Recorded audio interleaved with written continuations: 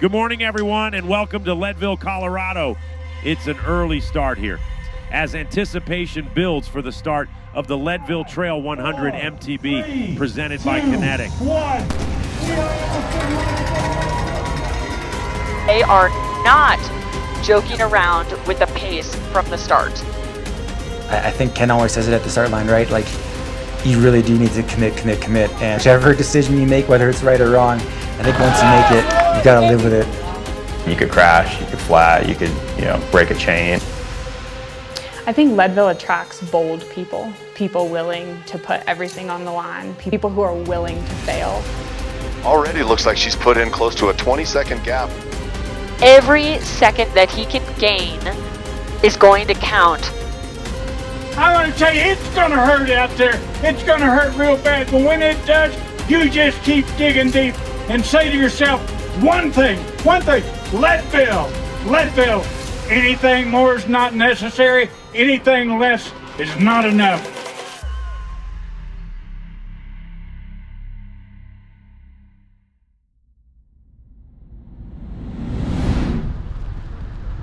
Yes, it's that time of year once again. We're in the high peaks of Colorado. You can feel summer beginning to fade into fall. And cycling enthusiasts from all over the United States and beyond make the annual pilgrimage to Leadville. Welcome to the 2024 Life Time Leadville Trail 100 MTB presented by Kenetik.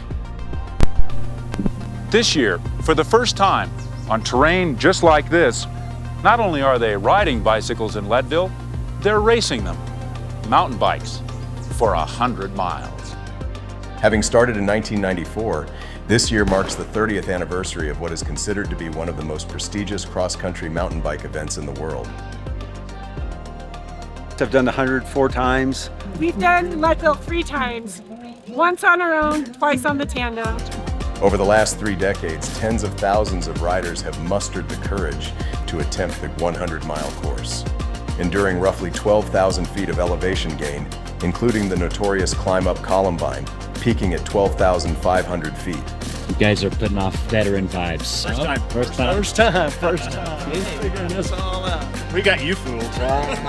Those who succeeded and completed the course in under 12 hours were rewarded with gold and silver belt buckles and the glory that comes with them. I like to do hard things, but this is kind of, you got to have discipline, you got to have training, to get done. And so that's why I like it. Today will be no different. Grit, guts, and determination will be on full display as these riders, both professional and amateur, set out to conquer one of cycling's most iconic feats. We're all excited to be here in Leadville for what was supposed to be the 4th stop in the 2024 Life Time Grand Prix, presented by Mazda. However, the 3rd race, Crusher and the Tusher, had to be canceled due to the Silver King and Little Twist Forest fires. The overall scoring will shift from best 5 out of 7 races to best 4 out of 6. With that in mind, here is your current Grand Prix leaderboard presented by SBLI. Keegan is in the lead with 59 points, Payson just a point back, and Matt Beers rounds out our top 3 with 56 points. With Lachlan Morton's win at Unbound, he is sitting in 4th, and Brendan Johnson rounds out our top 5 with 50 points. For the women, Haley Smith claimed the top spot after Unbound, and with 62 points holds a 4-point margin over Hannah Otto in 2nd. Sofia is in 3rd, 7 points off the lead. After them, it's Sarah Sturm and Alexis Scarda in 4th and 5th, respectively. So some athletes have a lot to lose, others have everything to gain. Let's hear from some of the athletes and winners from that first race in 1994. Yeah, Leadville just gets in your heart. It makes a difference in your life, and you want to come back and you want to share that fire, share that excitement, and that they feel totally enveloped in the family. So this is the first year bike. I rode this frame here in 1994. I tried to pump the tires up to around 50 PSI, which I think I rode back then so I wouldn't pinch flat. But this thing will knock your fillings out versus today's bikes that we're all riding. We have 4 riders and 3 different setups, basically, between hardtail, full suspension, drop bar, full suspension. So today, before the race days, more clean, you know, finalizing all the tweaks.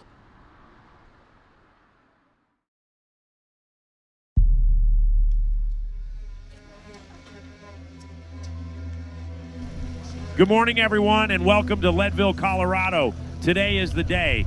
We've had hype building here for a couple weeks now as Leadville hosted the stage race and the expo, and events have been teeing off, but now it's time for the main event. It's an early start here, and our professional athletes, as well as our mass start riders, are funneling in, filling up the corrals as anticipation builds for the start of the Leadville Trail 100 MTB presented by Kenetik. Unlike prior years when it comes to our elite men's and women's fields, we will be featuring separate starts. So squeeze in there if you can and find your place along the fencing on 6th Street because we're only minutes away from the start, which promises to go off with a bang. Family, I want to tell you, it's going to hurt out there. It's going to hurt real bad, but when it does, you just keep digging deep. We'll see you at the finish line, family. Love you. We'll see you at the finish. Love 5, you. 4, 3, 2, 1.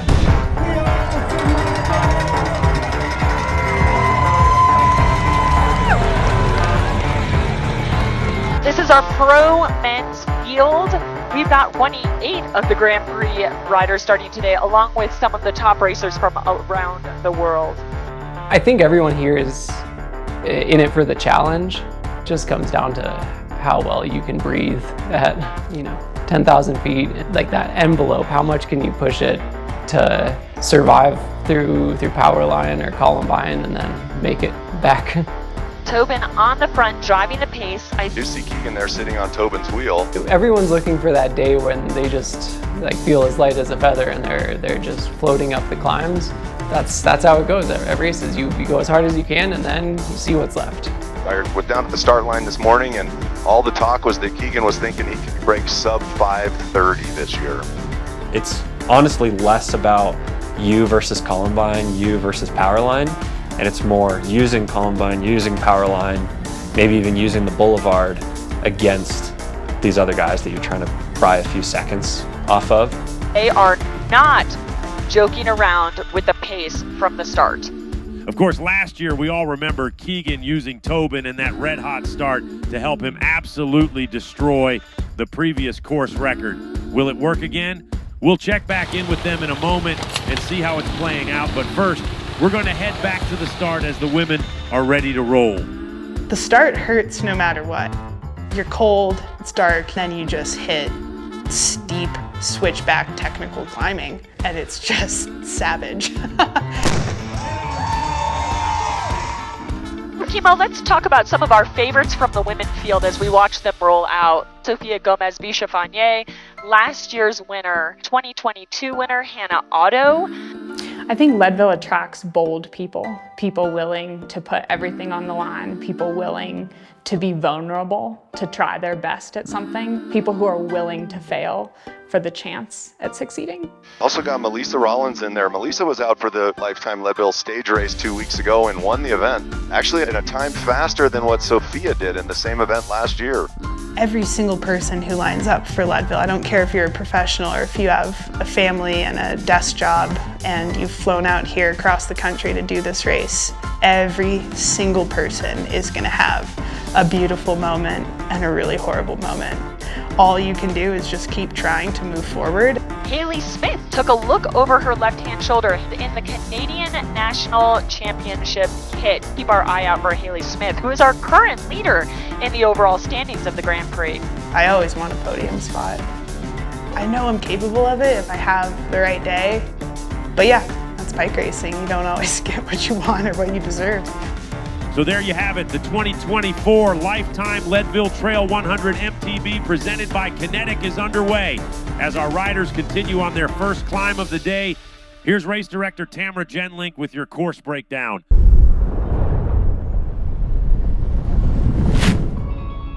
The Life Time Leadville Trail 100 MTB, presented by Kenetik, is 105 miles long with 12,480 feet of elevation gain.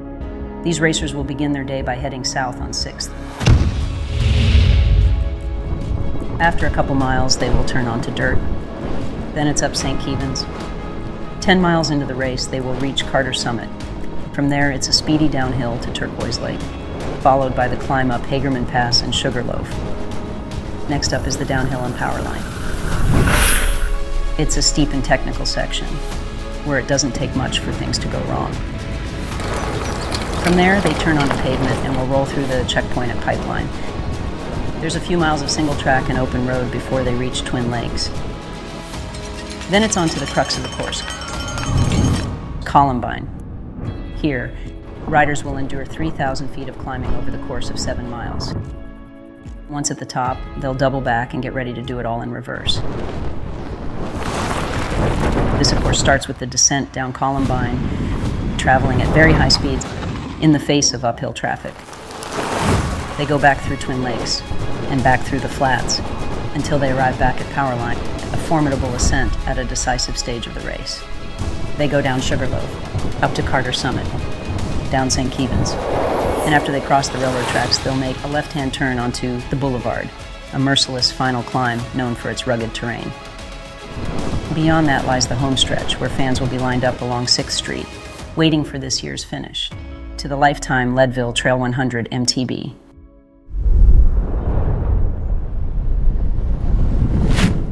Thanks for that, Tamara. Now let's jump back in with our lead men as they are nearing the top of St. Keegan's.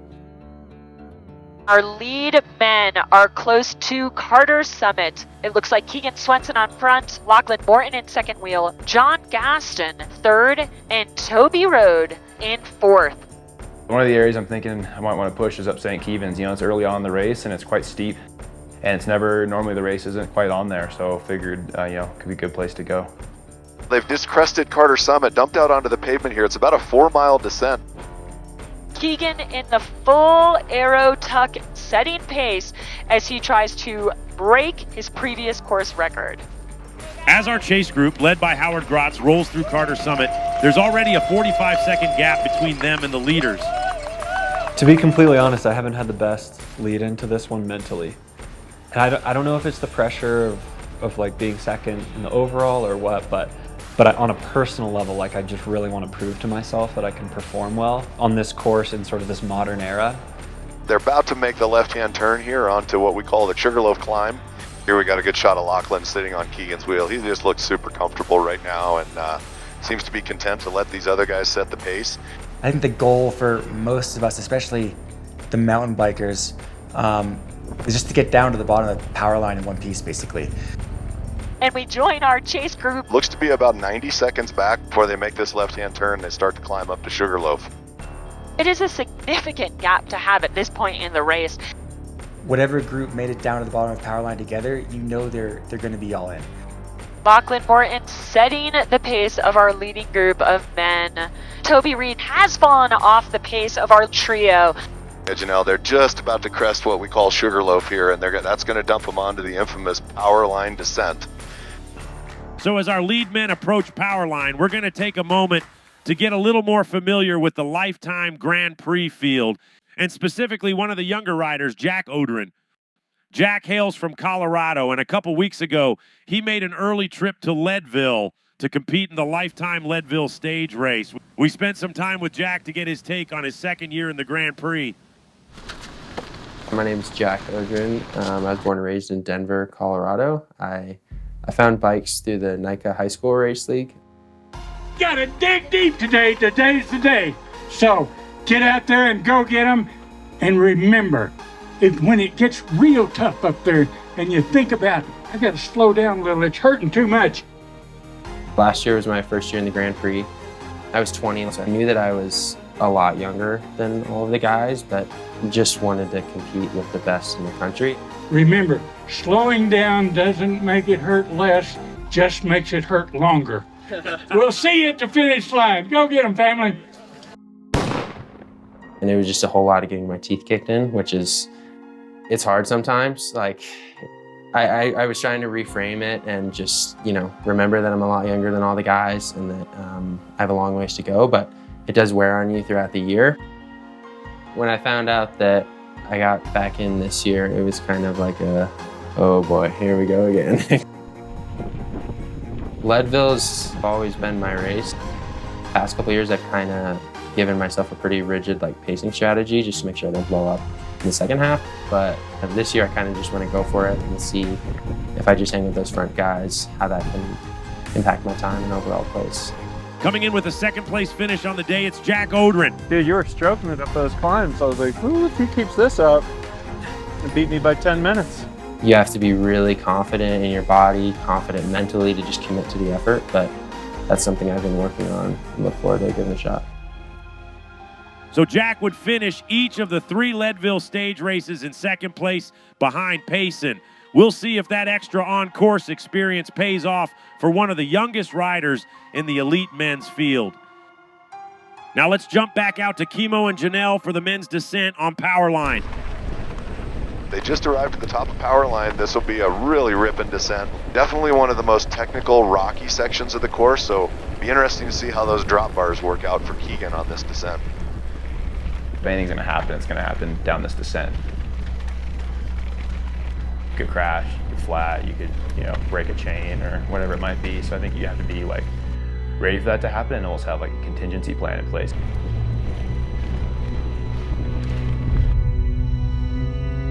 It looks like Lachlan Morton has had to pull over with a flat tire. Desperately tries to fix this flat. Tim, how's Lachlan looking? It's a very frustrating situation to be in. Here they come. Cole Paton has passed Lachlan Morton. He's been spending a lot of time in Durango, Colorado at altitude to acclimatize for this race.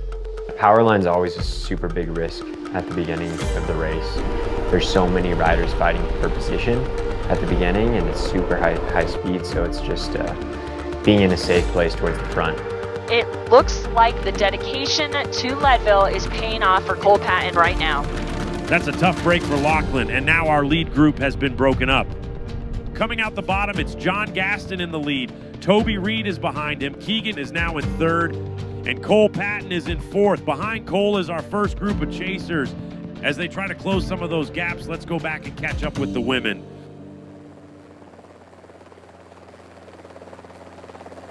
And our lead women, still a tight group.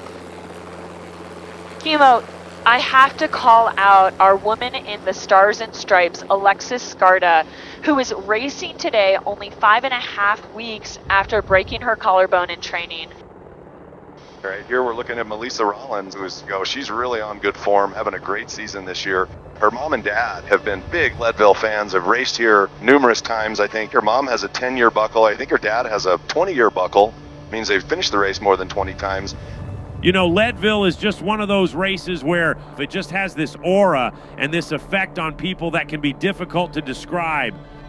Melisa Rollins discovered Leadville many years ago, and she says it changed her life. For more on this race and what it means to the thousands of people who compete in it every year, here's Melisa Rollins.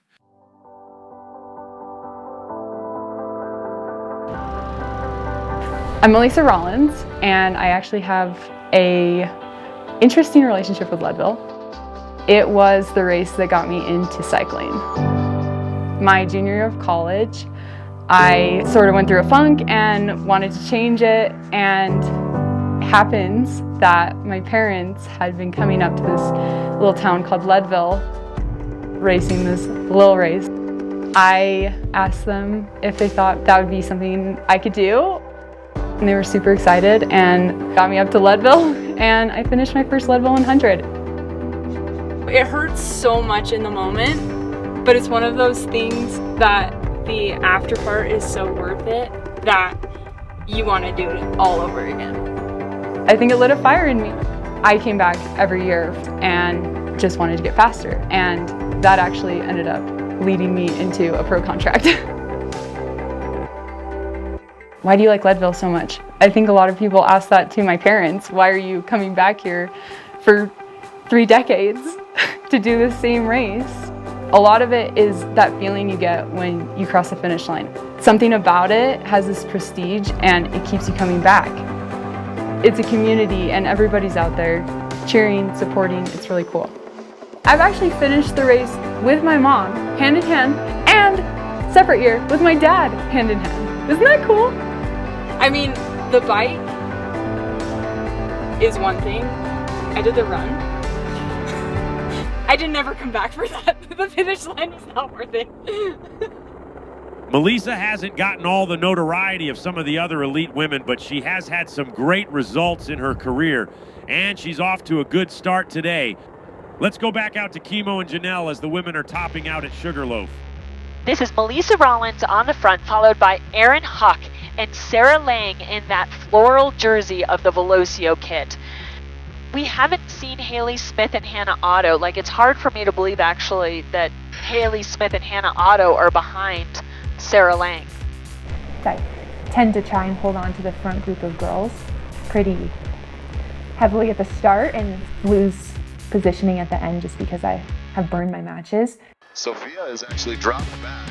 She just got passed by Michaela Thompson behind us. Melisa leading across the top. Opening gap with Sarah Lang. I'm really hoping to pace myself, race my own race. If it means I'm with the front group, then that's great. And if it means I'm second group, then that's how it is. Melisa Rollins on the front, dictating the pace of the Leadville 100. My goal is to be top 3 wheels all the time. Hannah Otto, someone we've been waiting to see. Alexis Clark has been picked up. Paige Onweller and Crystal Anthony. I mean, to see her put a gap on Erin Huck, who is just a phenomenal mountain biker. I think that positioning on descents is super important, particularly on Powerline, because it has a tendency to throw rocks at people and cause flats.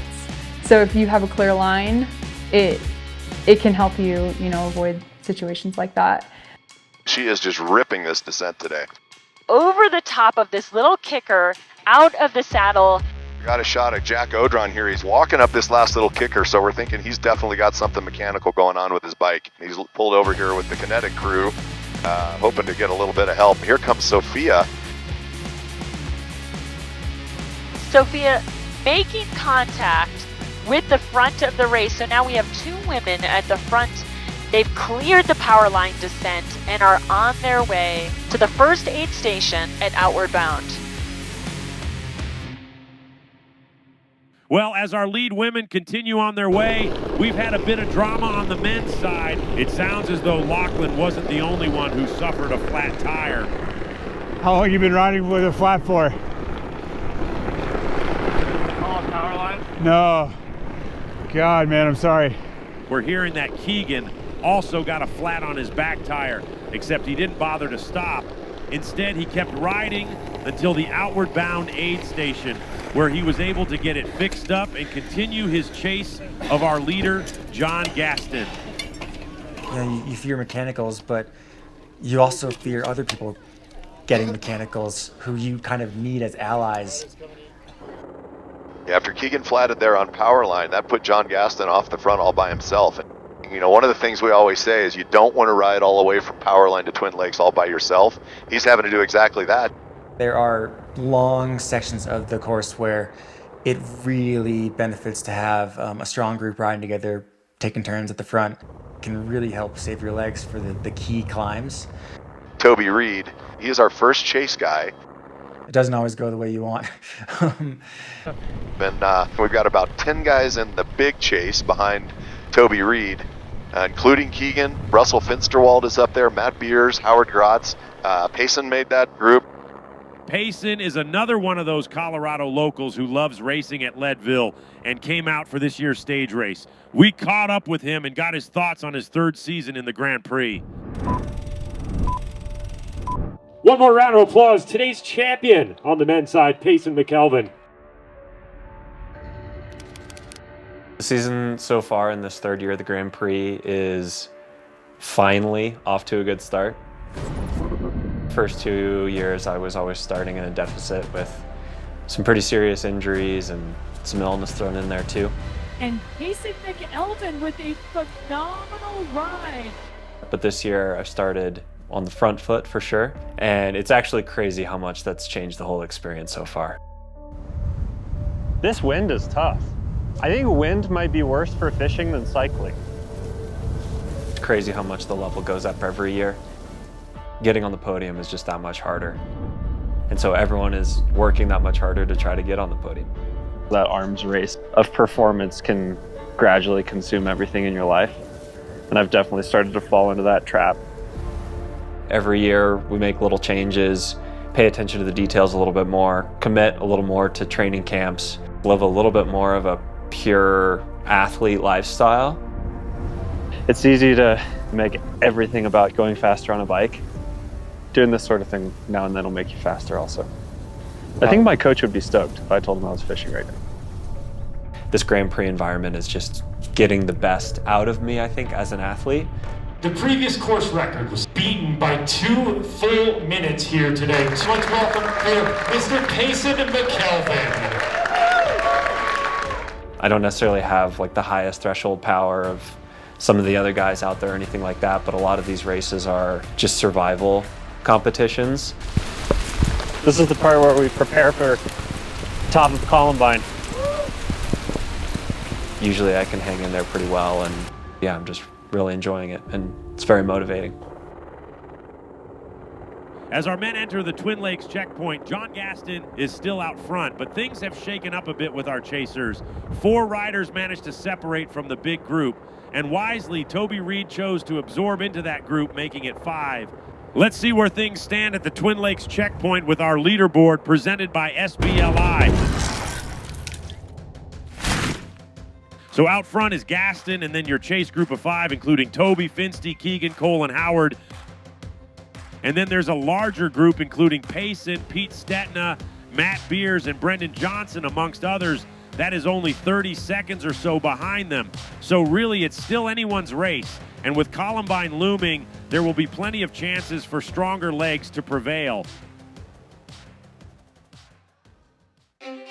Last year, this is where Keegan made his move and broke away from Alexi and the rest of the field. From there, no one would come close to catching him, as he would go on to shatter the Leadville course record. Now the question is, can he do it again? Let's kick it out to Kimo and Janelle to find out.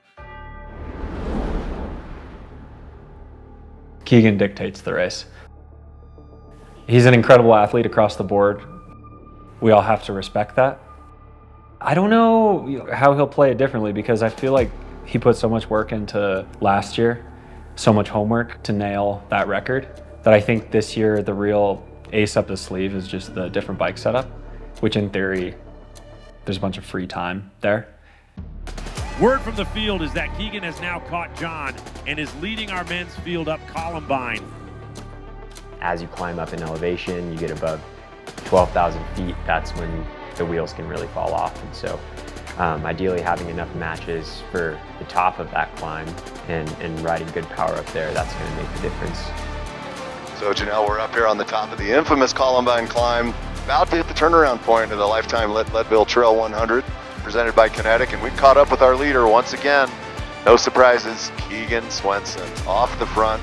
He's caught John Gaston, and he's probably got 3 or 4 minutes of separation already here.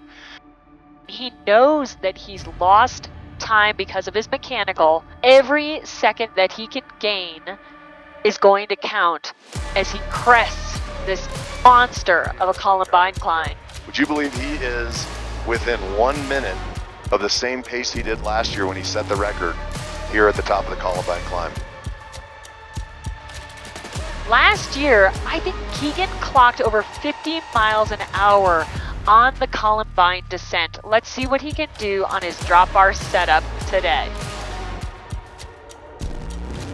He's about to pass John Gaston, who is still probably 3 or 4 minutes from the top. Here he's about to pass Cole Paton on his way down.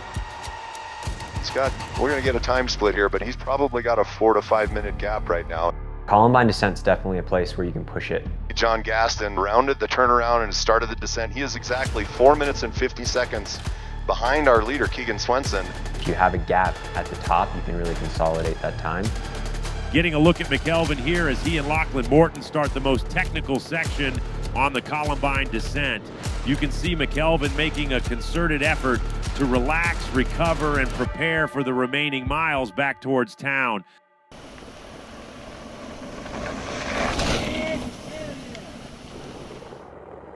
Going into Twin Lakes, Keegan had a 1 minute deficit to John Gaston. Coming out the bottom, it's a 6 minute advantage. If history serves as any kind of indicator, I doubt anyone is catching Keegan Swenson. Now let's turn our attention back to the women. They have also cleared the Twin Lakes checkpoint. Let's take a look at the leaderboard presented by SBLI. So after a little bit of separation coming down Powerline, we have a lead group of 3 women, including Michaela, Thompson, Sofia, and Melisa Rollins. There's 2 chasers behind them, Ellen Campbell and Deanna Mayles. And then 6-7 minutes off the lead, you got some of the big names like Hannah Otto, Alexis Scarda, and Sarah Sturm. You know, with Deanna in that 5th spot, 3 of the top 5 women were here to compete in the Leadville stage race a couple weeks ago. This race covers the entire Leadville 100 course, but it's broken up over the course of 3 days. Ellen won the first stage, Melisa won the 3rd stage and the overall, and the 2nd stage, Columbine, Deanna Mayles won.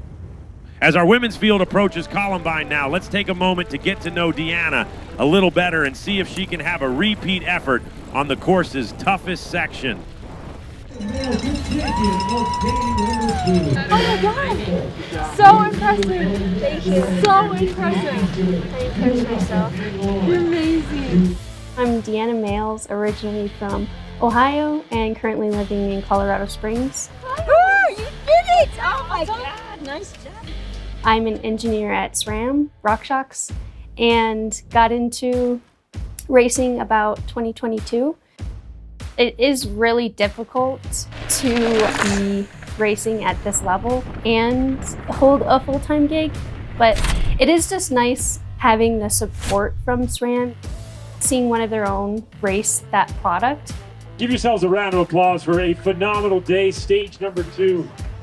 Last year, I was a little bit scared of Leadville, just the altitude and being out there so long.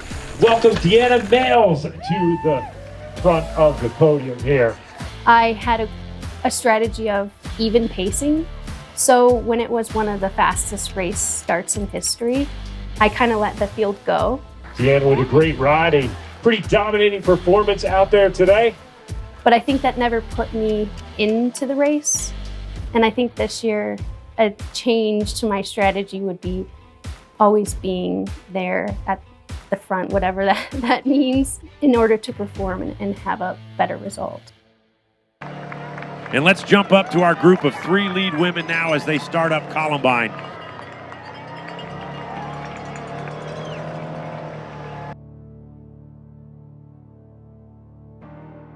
I mean, I know this course really well. I've climbed these climbs slow, I've climbed these climbs in the stage race, I've climbed these climbs in the Leadville 100, on tired legs. I know how long these climbs take. I think knowing that can help if you're kind of like needing to calculate how much time you can bleed when things aren't going well. We have rejoined our lead women on the Columbine climb. Melisa Rollins, a solid lead over her 2 breakaway companions. Sofia Gomez Villafañe, currently in 2nd, followed closely by maybe 10 seconds, Michaela Thompson. When I think back to last year on Columbine, it felt like it took forever to get that climb. So going into this year, I'm really hoping that, I can just have something at least to make it up it. Right at what we call the Go Trail. This is one of the toughest parts of the course. It looks like Michaela might be working her way back up to Sofia's wheel here on the climb. The mental and emotional side of racing is 90% of it. Sofia looked over her right-hand shoulder, and as soon as she did, she went up to the left-hand side of that road, almost taking herself out. I think you're right, Chemo. She's starting to look more labored than we're used to seeing Sofia. Say I'm at the top of Columbine where it opens up and you can see the road like basically to the finish. If I can see one of the girls in front of me, it'll just automatically make me it moves you forward. Michaela Thompson out of the saddle and riding confidently away as Sofia reaches into her back pocket if she's grabbing a gel. This is always a sign that a rider is starting to struggle. It seems like at altitude, people's stomachs don't tolerate as much fuel. So it's pretty easy to get behind here. I mean, you can't hide at 12,000 feet. Already looks like she's put in close to a 20-second gap, which is not as labored. She's a really smooth pedal stroke. Body's not weaving. Melisa Rollins, she looks so smooth, got a good cadence going, looking really comfortable. She is picking off these elite men right and left. She has really put a clinic on this climb and put a sizable gap into Sofia and Michaela. From the top of Columbine, it's Melisa Rollins out front with a 3-minute gap over Michaela Thompson in second. Sofia is about 90 seconds off Michaela and Sarah Lang, a couple minutes behind her as the elite women make the turn and begin the descent. Such an impressive ride that we're witnessing from Melisa Rollins. And you know what? She's going to get a glance at her competitors as she descends. And look at this. She's passing Michaela Thompson. Yeah, it can definitely take the wind out of your sails a little bit, and your heart can sink a little bit when someone goes flying by you on the descents after you work so hard on the climb.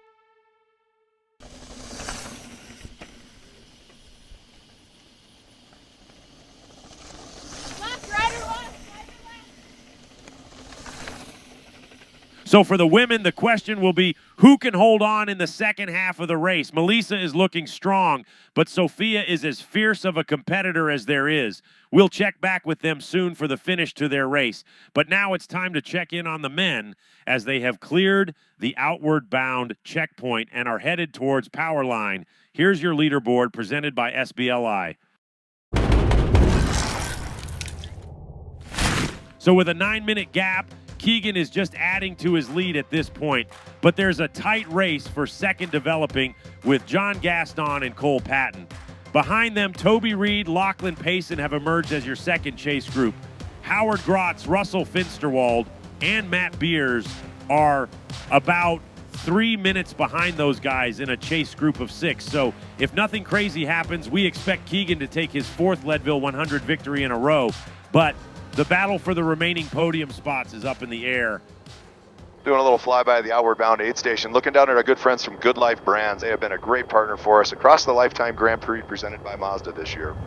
All right, let's go out to Powerline for the conclusion of the men's race.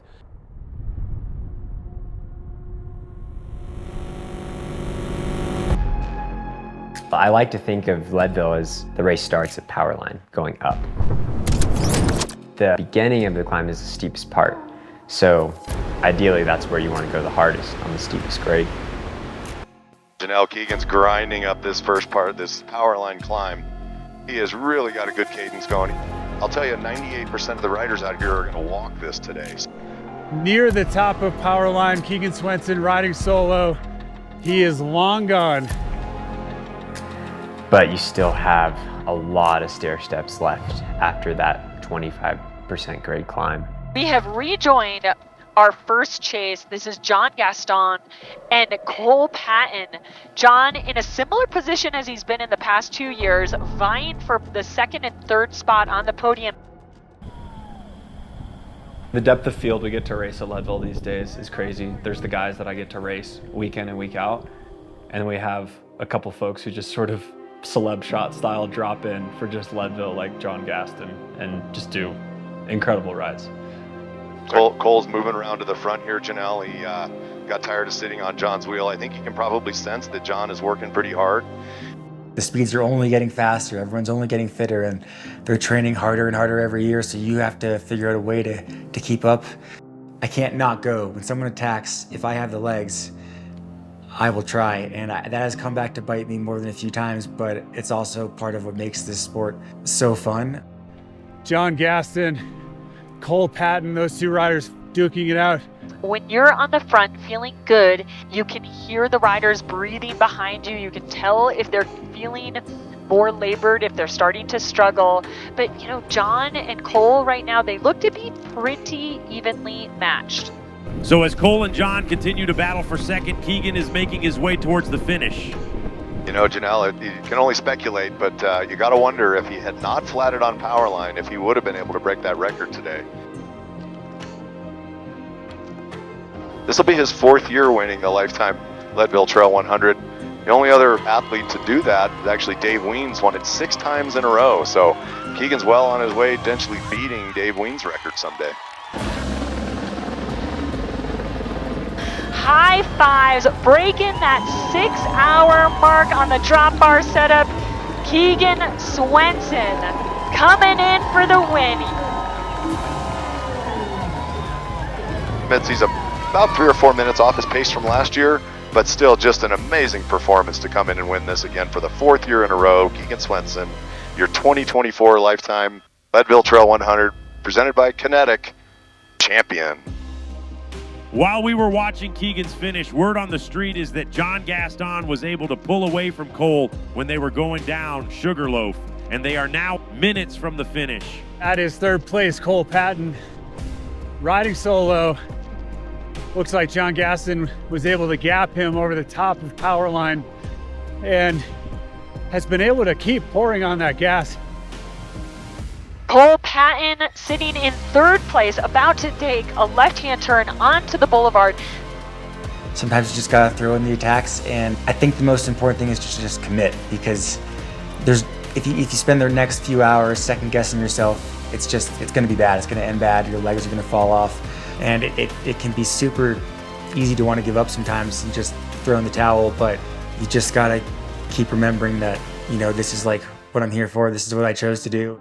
Here he is riding solo for much of this final half of the race. John Gaston coming in for 2nd place in the Leadville 100. So Janelle, we're here we've got Cole Paton coming up 6th Street. He can see the red carpet in the finish line right now. He's rolling in for 3rd. Just under 6 hours and 7 minutes for 3rd place. So there you have your 1, 2, 3 for the men. Last we saw, Payson and Lachlan were together battling for 4th, and here they come now. Sprint for 4th place. McElveen and Lachlan going to the line. Payson was so strong today, but Lachlan showing that he had a little bit more left in the tank. Lachlan coming back from that earlier flat. Payson strong ride all day long. It's going to be really key for the points. That was another fantastic race here in the Life Time Grand Prix presented by Mazda. And with that, it's time to check out the men's final leaderboard presented by SBLI. So Keegan wins his 4th in a row. John takes 2nd, Cole 3rd, Lachlan 4th, and Payson 5th. Behind them, it's Finsty, Beers, Toby, Alex Wild, and Zach Calton in spots 6 to 10, respectively. And with the men's race all wrapped up, we now turn our attention towards the women for their finish. At the last checkpoint at Outbound, it was still Melisa Rollins with a big lead over the rest of the field. Michaela is still out in front of Sofia with a 3-minute gap. Sarah Lang is in 4th and Ellen Campbell in 5th. About 4 minutes behind Sofia, we have a chase group of 3 with Sarah Lang, Ellen Campbell, and Deanna Mayles. All right, it's now time for Kimo and Janelle to bring us home. It seems like Melisa has been knocking on the door of a breakout ride at Leadville for a number of years. She's had 3 top 10 finishes in the past, and it was just a matter of time until she became one of the top contenders. Catching up with 2nd place in the women's pro field, Michaela Thompson. Michaela was sitting about 6 minutes and 20 seconds off of the pace of Melisa Rollins. Sofia Gomez Villafañe, she's got herself a couple guys she's picked up along the way. Looking up ahead to see if she can catch a glimpse of Michaela Thompson.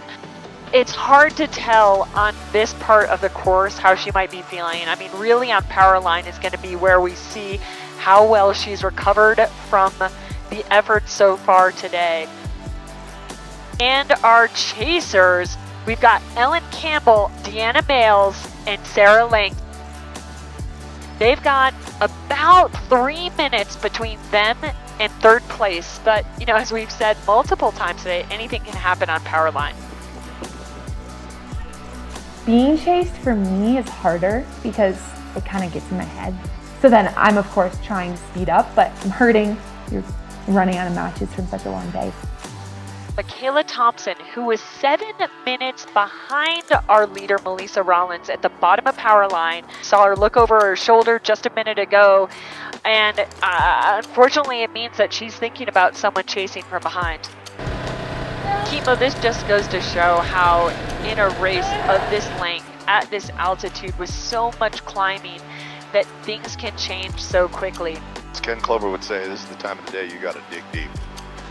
Michaela turning off the pavement to Carter Summit, and about a minute and a half behind last year's winner, Sofia Gomez Villafañe. I think she was about 4 minutes down at the bottom of Powerline, so she's clawed back over 3 minutes on Michaela. We know she's strong at the end. We saw her last year leading the race. Ruth Edwards clawed back from a pretty significant deficit, got within 20 seconds of her at the bottom of the boulevard. As soon as Sofia looked back and saw that, she put down the gas pedal, and she ended up putting 2 minutes into her in that last 3 miles of the Leadville Trail 100. It could be a fight for second place. We just popped out of the trees here at the bottom of the St. Keevan's descent. Melisa Rollins looks comfortable. Last check, she had about a 5-minute gap. What a strong ride by Melisa Rollins. Every day that I've trained this year, I've thought about Leadville. Winning would be absolutely everything. I don't think I could even describe it. Where's the next person? Oh my God. You know, her legs are screaming at her, but at this point, you don't feel it.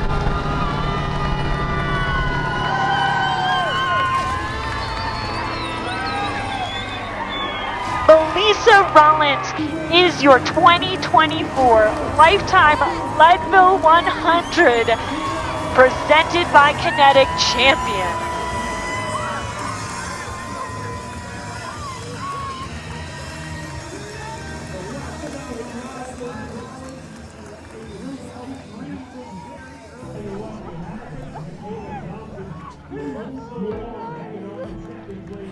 Michaela Thompson has descended off of St. Keevan, still riding solo, and she still has her gap on chaser Sofia Gomez Villafañe.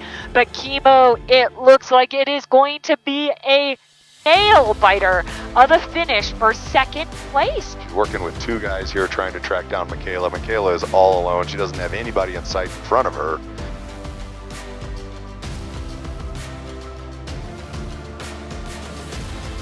And the catch has been made. Sofia Gomez Villafañe coming by Michaela Thompson as Michaela looks over her shoulder and tries to jump onto the back of this group. I'm guessing that when they make this left-hand turn on the bottom of the boulevard, she is probably going to stomp on the gas pedal just like she did here last year. Kimo, look at that gap open up. Sofia knows what she's doing. She's experienced on this course. She knows it's a great place to put in a little dig. And here she goes. She's pulling away. Gomez Villafañe looking to finish second in the 2024 Lifetime Leadville 100. And Michaela Thompson, an enormous fight for third place. And former Olympian Erin Huck overcomes a mechanical to finish in 4th place.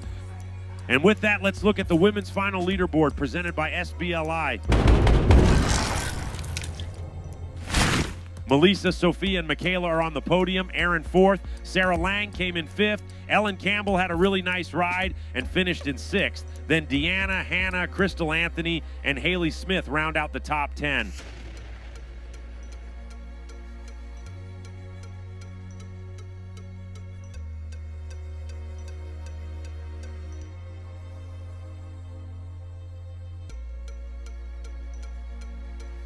I was really afraid of blowing up. I was really afraid of cramping, and I did, but it's okay. We made it through, and we made it. Your winner here, Melisa Rollins. Stoked to get the win here and kind of add the lead a little bit going to the next few rounds, because those other ones are a little more wide open racing, a little more tactical, a little faster. This one, nice to get it done. So now we have 3 races completed in the Life Time Grand Prix presented by Mazda. And for your overall standings in the Grand Prix, here's the leaderboard presented by SBLI. Keegan and Payson hang on to first and second place, but now Lachlan has taken over that 3rd spot. Matt Beers bumps down from 3rd to 4th, and Toby Reed rounds out your top 5.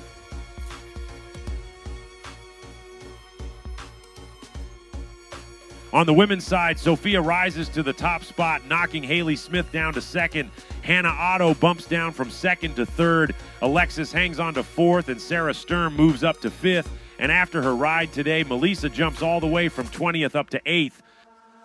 So that's where we're at. The Life Time Grand Prix season is in its downswing, and these athletes' motivations are going to start to shift. Who's hunting and who's the hunted? We'll find out on our next stop at Schwamigan on September 14th. Here's Kimo Seymour with a closer look at what awaits us in northern Wisconsin.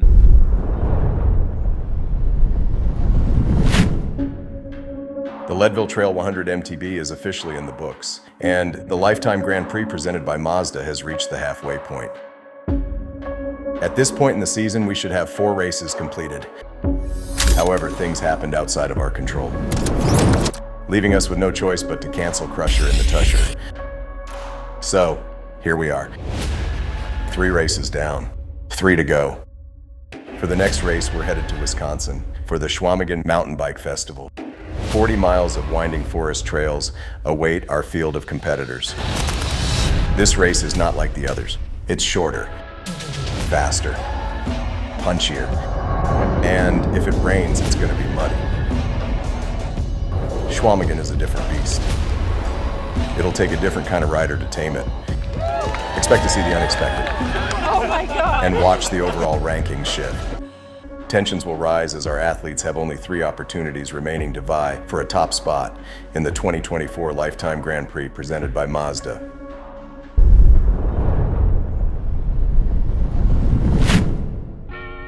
That's it for us here in Leadville. On behalf of Kimo and Janelle in the heli, Tim and Lauren on the ground, and our entire Cold Collaborative production team, I'm Bill Elliston saying thank you for tuning in, and we hope to see you next time up in Wisconsin.